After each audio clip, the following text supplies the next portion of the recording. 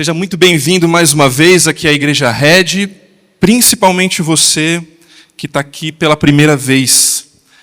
Uma alegria para a gente receber você aqui, um privilégio poder compartilhar com você um pouquinho da verdade de Deus que está na Bíblia e poder iniciar o ano começando bem.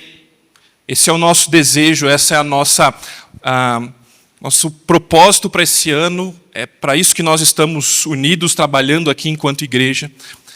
Todo mundo, ou pelo menos a maioria das pessoas, começa o ano repleto de expectativas, desejos, planos, e como você viu, a gente, como se fosse um corredor, começa a se arrumar, se aprontar, e terminou as festas, passou tudo o que tinha para acontecer no ano passado, e você já começa agora a pensar nesse ano, esquenta os motores, e pensa, será que vai dar certo mesmo aquilo que eu estava planejando? Talvez algumas das suas metas que você já estabeleceu, algumas das suas resoluções, já no dia 5 elas já estão meio mais ou menos.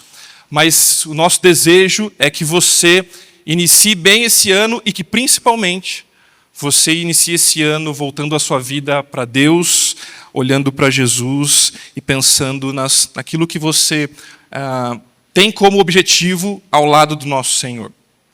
Se você está pela primeira vez aqui, ou se Jesus ainda é alguém muito distante para você, o meu desejo é que hoje você também, ao ouvir sobre isso, considere o que significa seguir a Jesus, para você então começar essa jornada com Ele também. Todas as nossas resoluções, todos os nossos planos, eles no fundo, eles começam baseados em desejos. E aí eu quero fazer você pensar um minutinho, quais são os seus desejos para 2025? Quando você avaliou o último ano, talvez no final do ano, talvez agora no início, quando você para pensar, você começa a olhar para dentro de si, para o seu coração, para a sua mente, e começa a avaliar o que você quer, planeja, põe algumas coisas nessa lista, mas por trás de cada uma dessas coisas que está na sua lista, tem desejos. Alguns, e talvez seja a top 1 aí de resoluções de começo de ano, são quando as pessoas desejam cuidar melhor da sua saúde, fazer exercício físico, e esse ano o shape vem. Esse ano eu vou emagrecer, esse ano eu vou comer melhor, esse ano vai. E tem anos que vai. Tem pessoas que vai. Tem gente que essa resolução já está desde 1914 na lista delas lá. Mas tem outras resoluções como, não, a minha vida foi uma bagunça nos últimos anos e eu vou me planejar melhor. Eu vou agora fazer o calendário ou a minha agenda semanal previamente, eu não vou deixar as outras pessoas tomarem conta da minha agenda, eu vou ter projetos, eu vou saber as minhas metas, eu estou seguindo todos os influencers que falam sobre isso nas redes sociais e eu vou andar assim. Vai ser melhor, esse ano vai. Ou outra resolução também muito comum, esse ano eu vou trabalhar em uma outra coisa, eu vou trabalhar melhor, esse ano eu vou organizar melhor financeiramente a minha família. Algumas das minhas metas vão ser atingidas financeiramente. Por trás disso, desejo de realização pessoal, de crescer na sua profissão, de ter mais recursos para a sua família. Mas tem algumas outras metas que alguns aqui podem ter. Esse ano é o ano que a gente vai planejar ter um filho. Como diria um amigo meu, a gente vai tirar o goleiro e agora vem. Ou o sonho de alguns aqui, e foi o meu sonho com a minha esposa lá no ano de 2021 para 2022, é que eu preciso voltar a ter uma noite de sono inteira. Quem tem bebê ou já teve sabe o que a gente está falando aqui. Primeiro ano do Theo, meu segundo filho, ele achava que 4h30 da manhã era dia e acordava. A gente tem alguns desses objetivos, desejos, porque isso está dentro, a gente está sofrendo com isso em alguns momentos.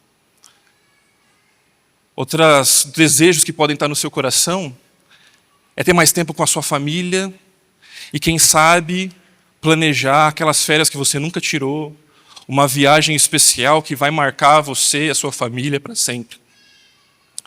Desejo de relacionamento, desejo de conhecer um lugar, desejo de ter metas e de viver essas metas e realizá-las, inclusive. Mas tem gente que tem outro tipo de sonho. Por exemplo, tem gente que tem o sonho de ver o time ganhar alguma coisa. Esse aqui é o Thiago Cata, um dos pastores aqui da nossa equipe, e um dos poucos que ainda acredita no Vasco. E um dos sonhos dele para esse ano é que o time dele seja campeão. Foi tão difícil pensar numa imagem para time campeão que eu tive que usar da inteligência artificial, e eles até tiveram dificuldade para encontrar isso. E tem gente que ainda se pergunta se os pastores da Red acreditam em milagre. Olha só. Claro que eu estou brincando, mas alguns sonham, desejam, gostam de coisas assim também. Mas tem gente que está com desejos, talvez, que doem um pouco mais e se preocupam um pouco mais. Como, por exemplo, a cura. A cura de algo que você está passando. Uma notícia que você recebeu, talvez, no último ano. Ou alguém próximo a você. Gente que o maior desejo é que a doença vá embora. Que alguém que você ama saia do hospital. Que aquele tratamento finalmente dê certo.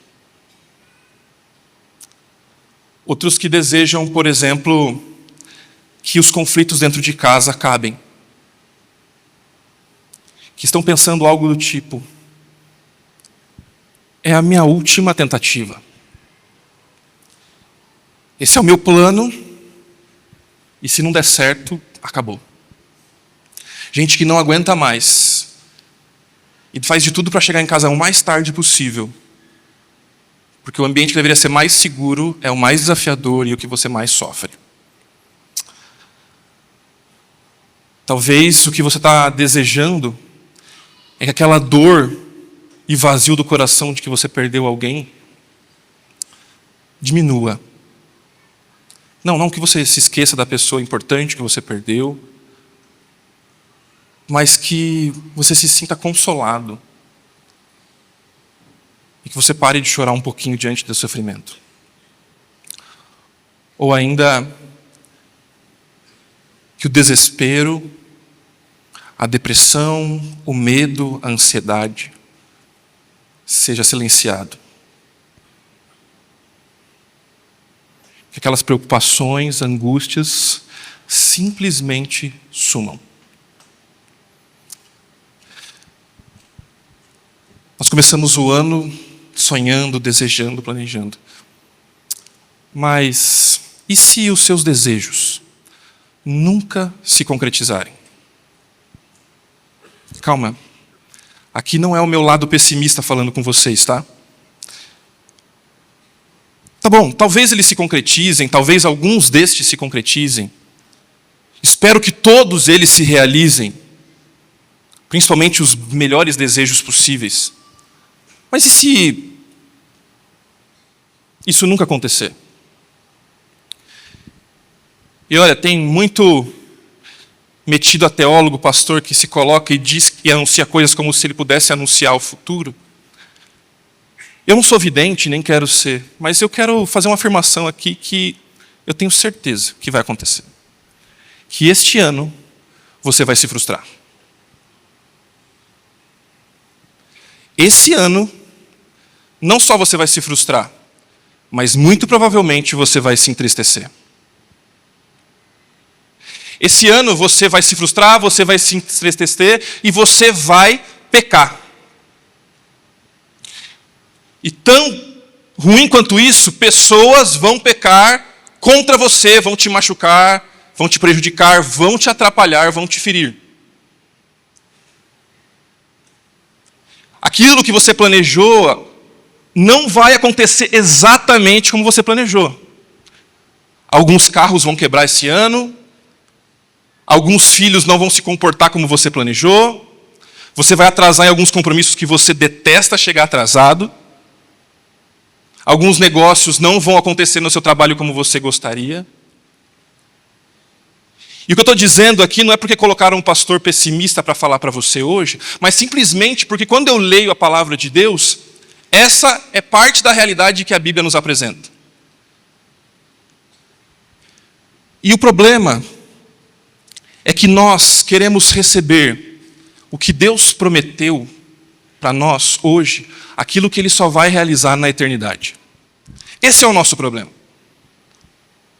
A gente não consegue lidar com a frustração. A gente tem dificuldade de lidar quando nossos planos não acontecem, quando nossos desejos não são realizados, quando as coisas não funcionam como elas deveriam funcionar.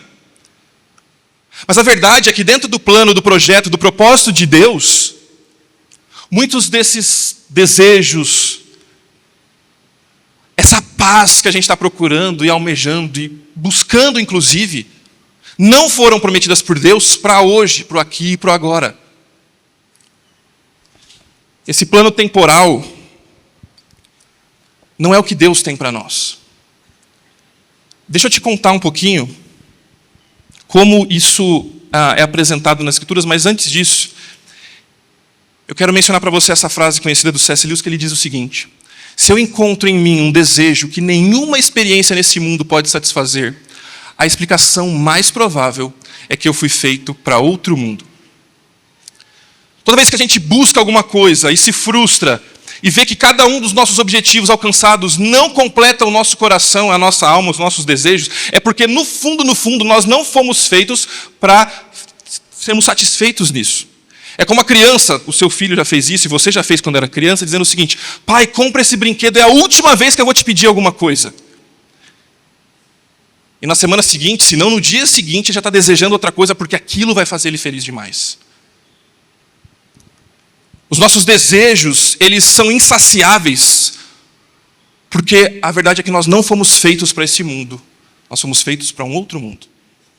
E a nossa conversa de hoje é sobre isso. A vida atual, ela jamais satisfará os nossos desejos mais profundos. Jamais. Se você entra nesse ano pensando que esse ano você vai ser realmente feliz, sem dificuldades, sem problemas, a vida presente jamais vai satisfazer o seu coração plenamente. Essa mensagem eu decidi compartilhar pensando principalmente em mim. Porque muitas vezes eu me frustro por não ver as coisas acontecendo como eu gostaria. Como planejador de perfil, eu tento minimizar todos os problemas, ou até prever os problemas para que eu me precaveja de como eu vou sofrer naquele dia. Mas tem dia que você planejou fazer alguma coisa e chove. Tem dia que você sonhou e as outras pessoas atrapalharam isso.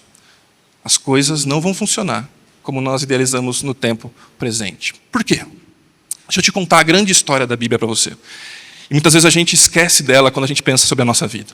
Deus criou todas as coisas, plenas, perfeitas. Deus formou tudo e tudo funcionava direitinho.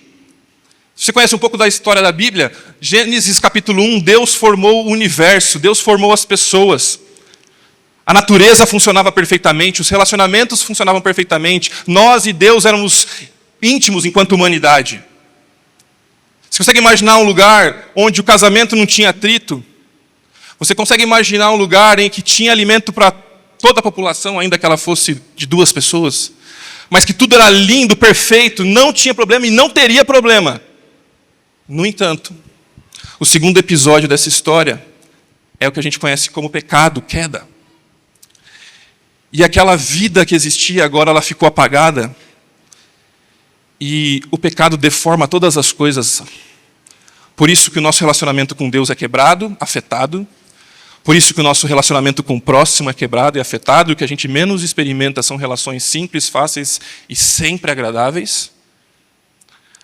A nossa relação com a natureza foi prejudicada, por isso que temos doenças, por isso que temos problemas na terra de forma geral com a natureza. Por isso que temos morte. E a gente tem conflito com a gente mesmo. Os nossos pensamentos, nosso íntimo não funciona. Aí, Deus, no momento certo da história, enviou Cristo Jesus. E nós encontramos a redenção. E muitos de vocês, muitos de nós aqui, que vivemos longe de Jesus por algum tempo, ou por muito tempo, estão experimentando uma novidade de vida que não consegue explicar. O vazio que existia foi embora. Os medos que tinha foram embora. A vida bagunçada que tinha agora está dando um lugar para uma vida que faz sentido. No entanto, Você ainda continua se frustrando. Algumas das suas lutas continuam não acontecendo e não sendo vencidas. Alguns dos seus problemas em casa, no trabalho, com os filhos, com as finanças, não saem dali. O que está acontecendo de errado? Se eu já entreguei minha vida para Jesus, aí eu acho que a gente tem um grande problema. Porque a gente esquece que a história que Deus está escrevendo não para por aí. Existe um quarto e último episódio dessa história que ainda vai acontecer, que nós chamamos de consumação ou de glorificação. Nesse tempo presente, as coisas não vão funcionar como nós idealizamos, porque esse não é o projeto de Deus. Coríntios vai nos afirmar que se nossa esperança em Cristo vale apenas para essa vida, somos os mais dignos de pena em todo o mundo. Alguns de nós, a começar de mim, vamos a Jesus, nos entregamos a Jesus e realmente nos entregamos para Jesus. Mas se a gente for avaliar um pouquinho do nosso coração, a gente começa a perceber que encontrar, buscar e viver com Jesus é de alguma forma um jeito de fazer a vida dar certo. Porque a gente tentou fazer a vida dar certo de várias formas. Mas agora, com Jesus, que é o Criador, que é o caminho, eu vou encontrar a verdadeira vida e fazer a vida dar certo. Só que, se a nossa esperança em Cristo é apenas para esse mundo, pobre de mim, pobre de você, nós somos os mais dignos de pena. Nós somos dignos de pena. Se você viver essa vida sem olhar para a eternidade, você vai se frustrar constantemente. O que vai acontecer com você daqui 100 anos? Como é que você responde essa pergunta? Onde você vai estar? Ainda que você cuide da sua saúde, vá na academia, se alimente bem, tome chá verde e use os melhores óleos essenciais. Todo mundo nesse auditório, daqui a 100 anos, não estará mais vivo. E a pergunta é, onde você estará depois disso? Por isso é importante pensarmos na eternidade. Larry Crabb, falando sobre os nossos problemas, vai falar que o cristianismo de hoje em dia tem um grande problema. Ele diz o seguinte: o cristianismo moderno, em seu enfoque equivocado, errado de usar Deus para nos proporcionar uma vida melhor, perdeu a paixão pela ávida esperança do retorno de Jesus. Quando todas as coisas serão renovadas, por que aguardar o porvir, se por meio das bênçãos de Deus podemos fazer a vida atual funcionar a nosso favor?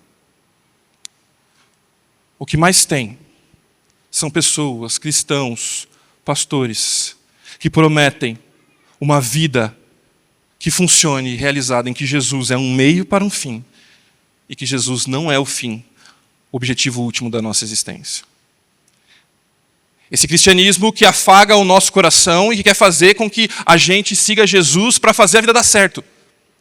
Somos viciados em nós mesmos. Mas, quando olhamos para a eternidade, nós não vamos nos distrair com o que é passageiro. Quando olhamos para para o projeto final de Deus, as coisas que estão acontecendo à nossa volta, coisas que funcionam, coisas que não funcionam, elas entram numa perspectiva e elas ficam tão menores se comparadas com a glória futura. A nossa série de 3 episódios, Começar Bem, vai apontar para 3 resoluções de ano novo. E a minha missão hoje é falar sobre a primeira resolução. E a primeira resolução que eu quero sugerir para você de ano novo é: olhe para a eternidade. Pare de viver no plano presente, olhando só para aquilo que é passageiro, e olhe para a eternidade. E o texto que eu vou usar é Apocalipse, capítulo 21, versos de 1 a 8. E eu quero ler com você a Bíblia. Você pode abrir a sua Bíblia, você pode usar o seu celular, ou você pode acompanhar comigo na tela. Apocalipse 21, de 1 a 8 diz assim: então eu vi um novo céu e uma nova terra, pois o primeiro céu e a primeira terra já não existiam. E o mar também não existia mais. E vi a cidade santa, a nova Jerusalém, que descia do céu da parte de Deus, como uma noiva belamente vestida para o seu marido. Ouvi uma forte voz, que vinha do trono e dizia: vejam, o tabernáculo de Deus está no meio do seu povo. Deus habitará com eles, e eles serão o seu povo. O próprio Deus estará com eles. Ele lhes enxugará dos olhos toda a lágrima, e não haverá mais morte, nem tristeza, nem choro, nem dor. Todas essas coisas passarão para sempre. E aquele que estava sentado no trono disse: vejam, faço novas todas as coisas. Em seguida disse: escreva isso, porque eu lhe digo é digno de confiança e verdadeiro. E disse ainda: está terminado. Eu sou o Alfa e o Ômega, o princípio e o fim. A quem tiver sede, darei de beber gratuitamente das fontes da água da vida. O vitorioso herdará todas essas bênçãos, e eu serei o seu Deus, e ele será o meu filho. Mas os covardes, os incrédulos, os corruptos, os assassinos, os sexualmente impuros, os que praticam feitiçaria, os adoradores de ídolos e todos os mentirosos estão destinados ao lago de fogo que arde com enxofre. Esta é a segunda morte. Possivelmente você, quando viu que eu vou falar de Apocalipse, já deu um frio na espinha, alguns aqui. O livro de Apocalipse gera vários sentimentos. Ainda que você não esteja tão próximo do cristianismo e da Bíblia assim, você já ouviu falar sobre Apocalipse e pensa em Apocalipse como o fim do mundo, que dá um medo. As cenas de filme que vêm à sua mente e falam assim: eu não quero estar aqui para viver o Apocalipse. Outros amam o livro porque gostam das curiosidades, das figuras, e são aficionados por tentar descobrir o que aquele significa. Outros têm medo de ler porque não entende, e se frustra com aquilo e fala: não, isso aqui é um assunto só para teólogo. Outros ainda não sabem muito como fazer, e adorariam que a gente falasse mais de Apocalipse. Bom, estou aqui para fazer isso agora. No entanto, Apocalipse foi escrito com um objetivo principal, por uma pessoa que Deus usou e deu uma visão. Esse foi João. João, o apóstolo. João, o amigo, o seguidor de Jesus, um dos 12. João, muito provavelmente, o último dos 12 a estar vivo, essa que a história nos narra. João foi um seguidor fiel, caminhou com Jesus, só que por caminhar com Jesus, quando veio a perseguição no primeiro século, todos os cristãos foram dissipados, todos os cristãos sofreram, muitos foram assassinados, muitos foram expostos publicamente por sua fé. E João não foi um dos discípulos assassinados, mas João foi exilado, foi colocado numa ilha para viver sozinho, preso nessa ilha, sem poder ter relacionamento com seus amigos, com familiares, e nem poder compartilhar a verdade de Jesus que ele tanto acreditava. João ficou preso por amor a Jesus. Mas não era só com João. Tinha muita gente vivendo a mesma experiência. Tinha muita gente sofrendo e se questionando se valia a pena realmente seguir Jesus, porque a vida não estava funcionando. Eles entregaram o coração, a vida, andaram com Jesus e a vida não estava funcionando. Na verdade, tudo que eles encontravam era frustração, problemas, perseguição e muitos morte, inclusive. Deus dá uma visão para João. O próprio Jesus revela algumas coisas e permite que ele veja o céu. E ao ver o céu, ele escreve o livro de Apocalipse. Ao ver o céu, ele agora enche o seu coração de esperança e é conduzido pelo próprio Deus para compartilhar o que viu, para encher o coração de outras pessoas também com esperança. É por isso que Apocalipse foi escrito, para encorajar as pessoas a descansar na promessa de Deus. Apocalipse não é um livro perigoso de se ler, cheio de problemas, ainda que seja desafiador, porque tem muitas figuras. Apocalipse nos mostra que Deus tem um plano, e que esse plano vai acontecer, e na perspectiva de Deus já deu tudo certo. Por isso, a nossa conversa de hoje é sobre 4 promessas sobre a eternidade, do plano de Deus, que você precisa focar para iniciar o seu ano, para viver a sua vida olhando para Jesus. E a primeira dessas promessas está lá no verso 1 em diante, em que nós lemos o seguinte: Então eu vi um novo céu e uma nova terra.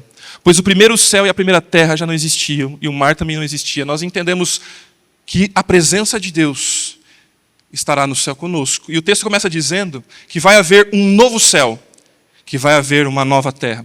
Deus vai restaurar todas as coisas. O plano perfeito de Deus. Vai acontecer uma nova realidade. Se na criação as coisas foram planejadas e executadas com perfeição, a nova realidade, o novo céu, a nova terra, a restauração de tudo que Deus planejou e criou, será incrível, perfeito, pleno. Essa nova realidade que Deus criou é um lugar, um novo céu, uma nova terra. Não é um imaginário, não é só um sentimento, mas é de fato um lugar em que nós vamos habitar. Um novo céu e uma nova terra. E segundo o texto bíblico, a cidade santa, esse lugar, a nova Jerusalém, que descia da parte de Deus como uma noiva belamente vestida para o seu marido.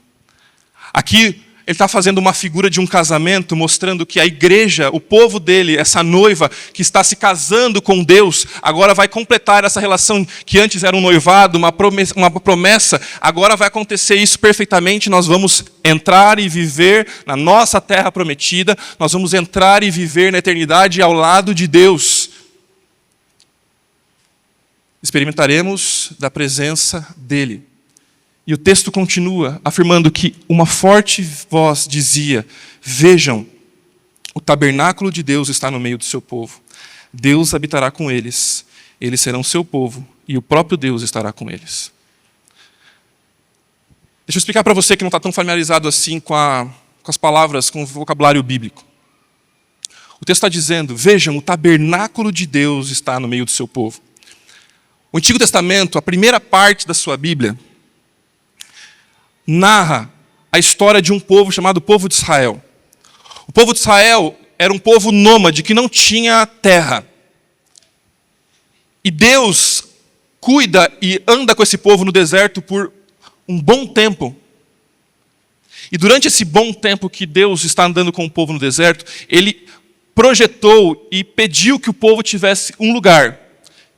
E um lugar que fosse desmontável e que seria montado a todo momento que eles se locomoviam, chamado tabernáculo. Era uma tenda muito especial, com material de primeira, montava e desmontava. Aquela tenda, aquele tabernáculo, representava o lugar que Deus habitaria entre o seu povo. O lugar físico da presença de Deus. Tanto é que não era possível as pessoas entrarem dentro do tabernáculo, apenas algumas pessoas, sendo que uma parte desse lugar, só o sumo sacerdote podia entrar lá. E tendo sido purificado, precisando fazer várias etapas para poder estar lá. Ali era a representação do próprio Deus. Quando Jesus vem ao mundo, a Bíblia vai dizer que o próprio Deus tabernaculou, ou seja, estava presente fisicamente no meio do seu povo. Jesus, o próprio Deus, estava entre o seu povo. E agora, quando a gente olha para o futuro, imagina e vê o céu baseado nesse relato, a gente está vendo essa imagem de que Deus vai habitar, tabernacular no meio do seu povo. Ele vai estar com o seu povo. Ele vai habitar junto com o seu povo. O próprio Deus estará com vocês. O Gruden, explicando um pouco sobre essa realidade, vai dizer que o céu é o lugar em que Deus torna conhecida da forma mais completa a sua presença para abençoar. Por que é importante eu explicar isso aqui? Porque você está pensando, mas Deus não está aqui? Deus não está em todos os lugares, como a Bíblia vai dizer? Sim. Mas a Bíblia revela que o céu vai ter algo que nós não podemos experimentar hoje, por conta da nossa própria limitação, do nosso próprio pecado, dessa realidade presente. O céu é um lugar que nada, nenhuma realidade se compara a ele. Você deseja estar no céu? Você deseja estar com o Senhor? Perceba que a felicidade do povo aqui não está no lugar, ou não deve estar no lugar do céu, mas na presença do próprio Deus. Quando eu era criança, acho que algumas das professoras, as pessoas que falavam com a gente, para vender bem a ideia do céu, para as crianças se arrependerem dos pecados, elas falavam assim, o que você mais gosta? Parque de diversão, filme, brincadeira, personagem, fala assim, tudo isso vai ter no céu. Meio para convencer as crianças de que elas precisavam pensar sobre o céu. Mentiram para mim. O céu vai ser muito melhor do que isso. Mas aquilo de mais especial que vai ter no céu é a presença do próprio Deus. Você consegue imaginar? Experimentar a presença de Deus perfeitamente?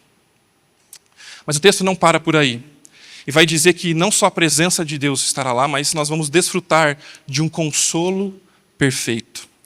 Ele lhes enxugará dos olhos toda lágrima.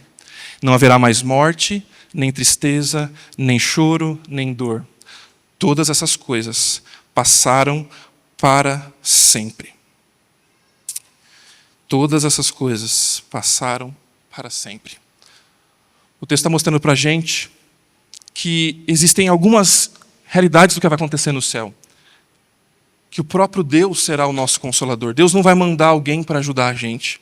Deus não vai usar mais pessoas para que a gente possa chorar nos ombros delas. Primeiro que não vai ter nem choro, a gente vai falar disso na sequência, mas o próprio Deus vai ser o nosso consolador. Você consegue imaginar que todas as suas lágrimas desta vida cessarão com o próprio Deus chegando até você?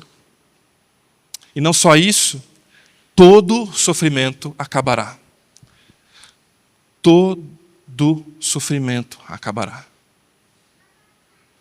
Não vai melhorar. Não vai ser legal. Não vai ser assim, tudo bem. Todo sofrimento acabará. Não, mas os pessimistas de plantão aqui vão dizer, mas melhora, mas as coisas estão tão boas que alguma hora vai acontecer alguma coisa, né? Segundo o texto bíblico, esse sofrimento acabou para sempre. Não tem volta. Não vai acontecer de novo. Você não vai pecar de novo. E ninguém vai te ofender de novo. Todo sofrimento acabou. Toda lágrima vai ser enxugada. Todo desespero, todo sofrimento, toda ansiedade vai embora. E aquele que estava sentado, o texto vai dizer, verso 5, no trono disse, Deus está no trono, está dizendo, vejo, eu faço nova todas as coisas. Não é uma reforma que Deus está fazendo, não é passar uma tinta para a casa ficar mais ou menos arrumada, uma massa, não. Eu faço novas todas as coisas. E em seguida disse, escreva isso, porque o que eu lhe digo é digno de confiança e verdadeiro. O que o texto bíblico está mostrando para a gente é que Deus está dizendo o seguinte, João, escreve aí. Essa promessa de que tudo vai passar, essa promessa de que todo luto, toda dificuldade, toda dor, toda lágrima vai embora e vai embora para sempre, não é uma dúvida, não é uma coisa que assim, talvez vai dar certo. Escreve aí. Tudo isso vai acontecer. Tudo que eu prometi é verdadeiro. E sabe por que é verdadeiro, João? Sabe por que é verdadeiro, povo de Deus? Sabe o que é verdadeiro para você que está ouvindo? É verdadeiro porque quem prometeu é fiel para cumprir tudo o que fala. Deus não mente, Deus não engana. Deus, no ponto da história onde Ele está, ou como Deus vê a história, tudo já aconteceu, já está garantido. João, escreve aí, isso já aconteceu, isso é seguro. Não é uma promessa infundada que alguém está dizendo, confia para você poder avançar na sua vida. Não, isso vai acontecer porque eu sou o alfa e o ômega. Eu escrevi a história. Deus está dizendo, o início da história fui eu que pensei, o final da história sou eu que estou planejando. Eu conduzo toda a história. Eu estarei com o meu povo e isso é verdade. Pode confiar, é a minha palavra. Deus está dizendo para a gente. Só que confiar nisso, quando tudo que a gente vê é o oposto disso, não é tão fácil, não é mesmo?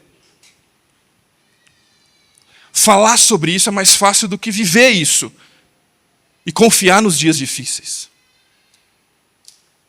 Ensinar sobre isso, ainda que falar em público seja desafiador, é muito mais fácil do que viver isso escondido sozinho no quarto. E é incrível quando a gente conhece pessoas, e talvez você já tenha convivido com algumas, eu convivi com algumas também, que amam tanto a Deus, que o seu desejo e sonho principal da vida é estar com o Senhor no céu.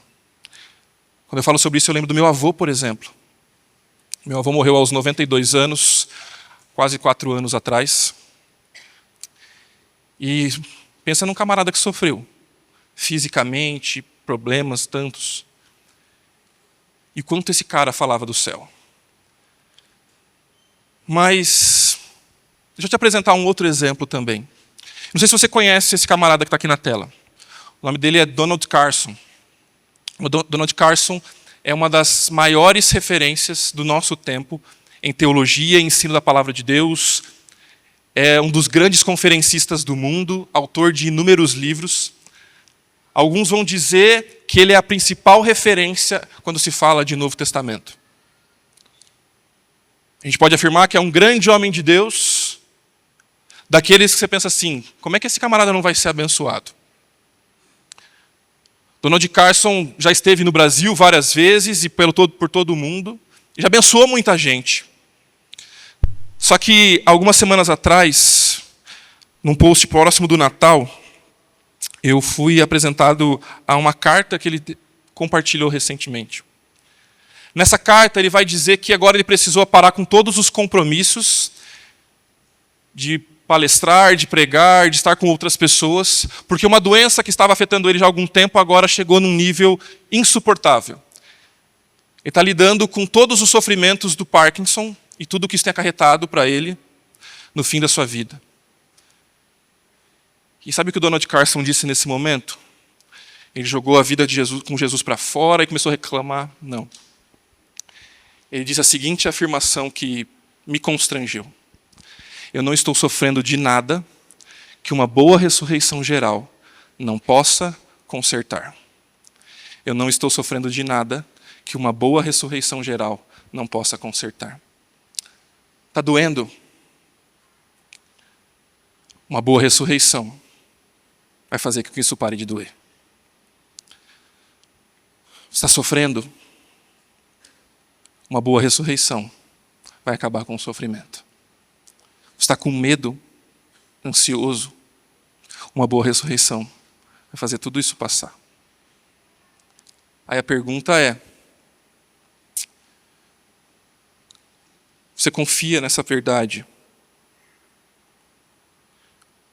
Você tem certeza de que você estará presente nessa boa ressurreição? O ponto 3 fala sobre uma restauração plena. O verso 6 diz assim: e disse ainda, está terminado. Eu sou o alfa e o ômega, o princípio e o fim. A quem tiver sede, darei de beber gratuitamente das fontes da água da vida. Aqui João usa uma figura. Ou Deus passa para João uma figura. João, povo que lê esse livro. Eu sou o início e o fim de toda a história. O alfa, o ômega, o começo e o fim. Eu mesmo, vou suprir os anseios e sedes que você tem na sua alma e no seu coração. É impossível ler esse texto e não lembrar de um relato que o próprio Jesus vivencia com uma mulher. Uma mulher diante de um poço. Uma mulher que a gente conheceu como mulher samaritana. E não porque o nome dela era samaritana, mas porque ela era de uma região chamada Samaria. Jesus interage com ela. E eles estão falando de água. Ela está falando de água para beber do poço. Jesus começa a falar de outra água. Ela não está entendendo nada. E Jesus fala, tem uma sede que você tem dentro de você, que nem a água desse poço todo e de todos os poços do mundo podem suprir. Eu sou a água viva, Jesus diz para ela. E em Cristo, a fonte inesgotável de vida está disponível a todos nós. Eu não sou a fonte. Os pastores dessa igreja não são a fonte. Esse lugar não é a fonte. Deus é a fonte inesgotável que sacia toda sede. Mulher, tudo que você está procurando na sua vida, você encontra em Jesus, que sacia toda sede. E aí, o texto mostra para a gente duas afirmações fundamentais. A primeira delas é que Deus é o criador e consumador da história. Ele sabe tudo antes mesmo de que as coisas aconteçam. Mas o texto vai dizer também que essa água, essa oferta de satisfação, ela é tanto plena quanto gratuita. Como é que eu pago isso? Não, já está pago.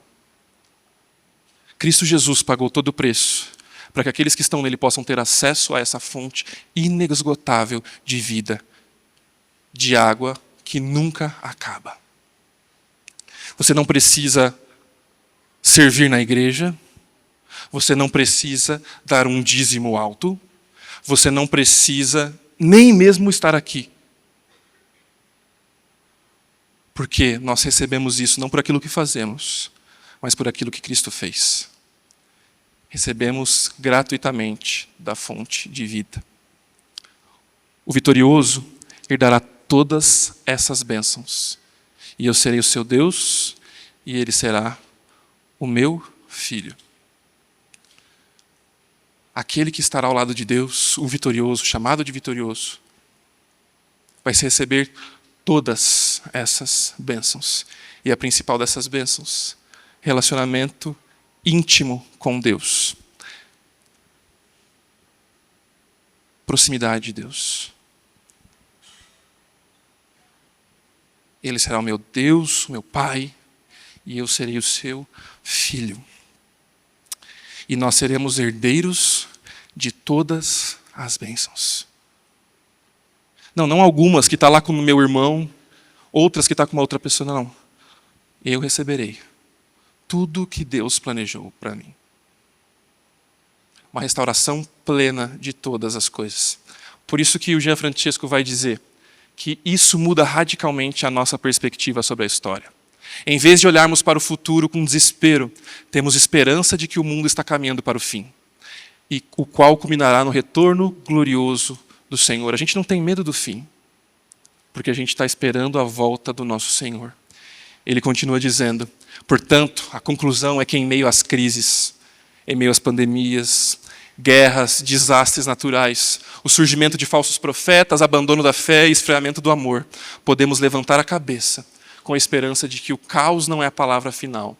Na verdade, são nesses momentos que devemos reavivar a nossa expectativa de que o Redentor nunca esteve tão perto. Porque Ele vive, posso crer no amanhã. Porque Ele vive, temor não há. Mas eu bem sei, que a minha vida está nas mãos do meu Senhor, que vivo está. Porque Deus enviou o seu Filho amado. Nós podemos confiar que Ele vivo está. Não temer o fim, mas desejar o fim. Não, Jesus, não precisa esperar eu casar, não, Jesus. Jesus, não precisa esperar eu ficar grávida, ter filhos, não, Jesus. Ainda que eu deseje muito isso, Jesus. Porque perto de estar com o meu Senhor eternamente. João está falando aí, meu casamento agora em abril. Se isso não acontecer, meu querido, e você estiver com o Senhor nos céus, isso vai ser infinitamente melhor. Porque eu bem sei que a minha vida está escondida com o meu Senhor nos céus. Por fim, a gente tem uma notícia não tão boa no texto. O texto diz que o final de todas as coisas vai revelar de uma maneira ainda mais perfeita, plena e profunda a justiça de Deus. Apocalipse 21:8 diz, Mas os covardes, os incrédulos, os corruptos, os assassinos, os sexualmente impuros, os que praticam a feitiçaria, os adoradores de ídolos e todos os mentirosos estão destinados ao lago de fogo que arde com enxofre. Esta é a segunda morte. Se você leu com atenção, ou prestou atenção enquanto eu lia, você deve estar angustiado agora. Espero. Porque essa lista nos pressiona de um jeito de falar assim, peraí, esse negócio de inferno é verdade, esse negócio de sofrimento é verdade, esse negócio de segunda morte é verdade. Tá, mas eu sou tão bonzinho. Tá, mas eu me esforço tanto, eu não passo ninguém para trás, eu sou honesto, eu cuido das pessoas, eu até ajudo a velhinha a atravessar a rua. Aí, Jesus dá deixa claro quem são as pessoas que serão julgadas nesse dia. Quem são as pessoas que nesse dia vão ouvir: você foi um servo mau, você não vai para o descanso com o Senhor, você vai para a condenação. Quem serão essas pessoas? O texto vai dizer: os covardes, ai, ai, ai. Os incrédulos, eu já duvidei, na verdade eu continuo duvidando várias vezes. Os corruptos, ai, se olhar os meus impostos dos últimos anos. Os assassinos, e Jesus diz que aqueles que já odiaram alguém são como os assassinos que mataram alguém. Ai! Os sexualmente impuros que já desejaram alguém, que já passaram do ponto que deveriam com outras pessoas fora do casamento. Ai! Os que praticam feitiçaria, os adoradores de ídolos, que amam outras coisas, pessoas mais do que o próprio Deus. Ai! Os mentirosos. Ai! Vão para o lago de fogo e enxofre, o sofrimento eterno. Essa é a segunda morte. Nos resta um aqui, a começar de mim. Eu lembrei do texto de Coríntios, capítulo 6, versos 9 e 10, que estende essa lista e torna as coisas ainda piores. Ele diz: vocês não sabem que os injustos não herdarão o reino de Deus? Não se engane, não fica acreditando em mentira que te contaram, que você inventou para você. Não se engane. Aqueles que se envolvem em imoralidade sexual, aqueles que adoram ídolos, aqueles que cometem adultério, os que se entregam às práticas homossexuais, os ladrões, os avarentos, os bêbados, os que insultam pessoas, os que exploram os outros, não herdarão o reino de Deus. O que a gente está fazendo aqui? Por que a gente está buscando a Deus? Por que a gente está cantando? A gente não vai herdar nada. A gente está perdendo o nosso tempo. Se é para esse tempo, se essa é a esperança das nossas vidas, tudo isso é mentira. No entanto, o texto continua e diz: alguns de vocês eram assim, mas vocês foram purificados. Vocês eram água podre, suja, que foram tornadas limpas, não porque vocês fizeram um processo de purificação, mas o próprio Deus purificou cada um de vocês. Vocês não foram só purificados, mas vocês foram santificados. Deus disse que vocês agora são santos. Não porque você está praticando a santidade, não porque você está se comportando bonitinho, não porque você está usando as roupas corretas, mas vocês foram santificados, veio de outro, a santidade de Deus nos tocou. Deus que é santo disse: agora eu vou santificar vocês. E vocês foram declarados justos. A gente não tinha como pagar a nossa dívida. E Deus anulou a nossa dívida, nos purificando e nos santificando. Mas a doutrina conhecida como justificação, o Deus nos declarando justos, não diz só que nós temos a nossa conta zerada com Deus, e agora cada um dos nossos erros, quando nós começamos a dar um jeito de pagar esses novos erros. Não! Nós recebemos o crédito de Jesus. A nossa conta está tão positiva com Deus quanto do Filho de Deus, o próprio Jesus, porque Ele nos declarou justo. Você é justo diante de Deus, não porque você é justo, mas porque a justiça de Deus te cobre. O próprio Jesus te declarou justo.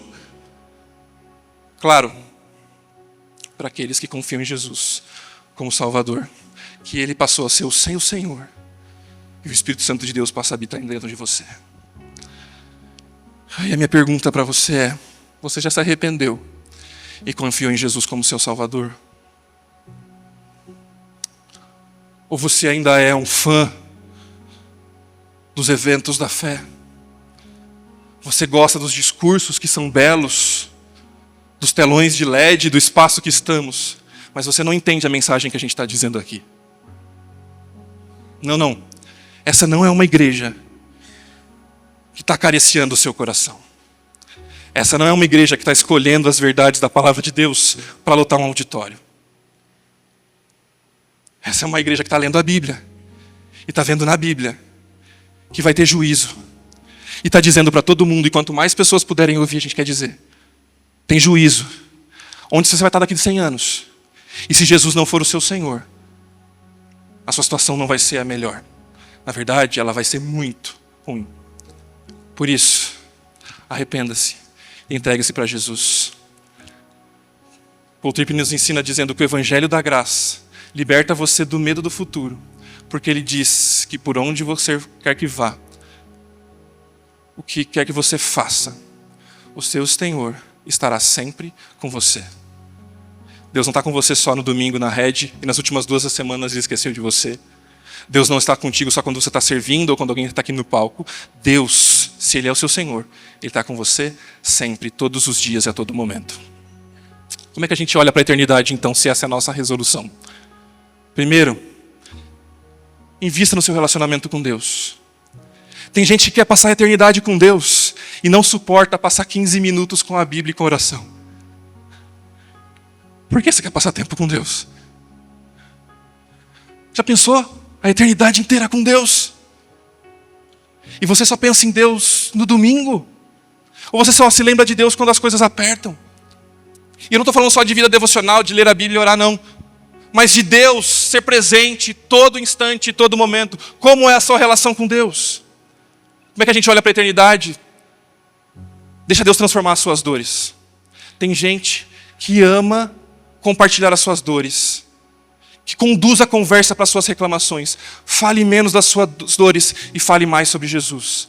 Fale menos dos seus problemas e fale mais do Senhor dos seus problemas. Deixa Deus trabalhar nas suas dores. Tem gente que quer curtir a dor, quer curtir a fossa. Deixa Deus trabalhar nas suas dores, porque no final Ele vai enxugar dos olhos toda a lágrima. Ele vai acabar com tudo. Toda dor, todo sofrimento vai embora para sempre.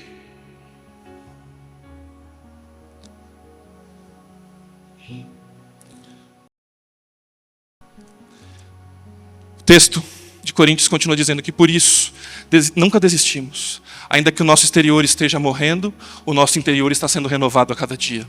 Pois essas aflições, olha o abuso do apóstolo Paulo dizer que as suas aflições, que as dele e que as minhas, são pequenas e momentâneas.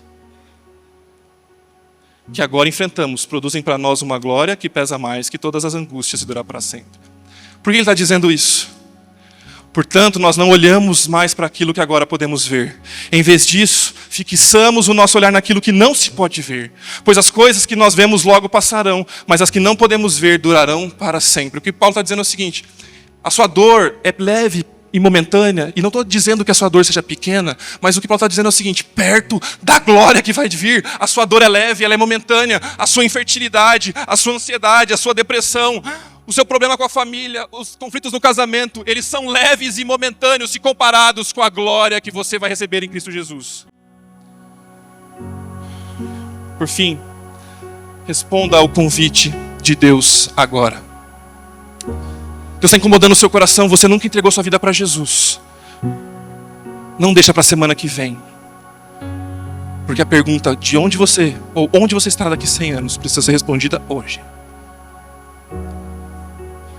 A gente não sabe quem vai estar aqui semana que vem. Talvez seja eu. Responda o convite de Deus hoje. Porque olhar para a eternidade nos ajuda a alinhar as nossas prioridades. Quantas das resoluções do seu ano tinham Deus no centro e foco dessa conversa? Perto da prioridade que deve ser a eternidade nas nossas vidas. O conflito que você teve no casamento essa semana foi embora. Perto da glória com o Senhor, daqui 100 anos você nem vai lembrar que nessa semana fizeram mal para você no trabalho, que você foi demitido, que seu filho tomou antibiótico. Essas angústias, ansiedades. Mas na eternidade, tudo está garantido, tudo está seguro. Para você refletir e praticar. Não só essa semana, mas por todo o seu ano e por toda a sua vida. A vida com Jesus começa aqui e agora, mas é uma promessa para sempre. Não acredite e não viva o cristianismo pensando que tudo que Deus prometeu para você vai acontecer agora. Confie em Jesus, ame a Ele e ande com Ele.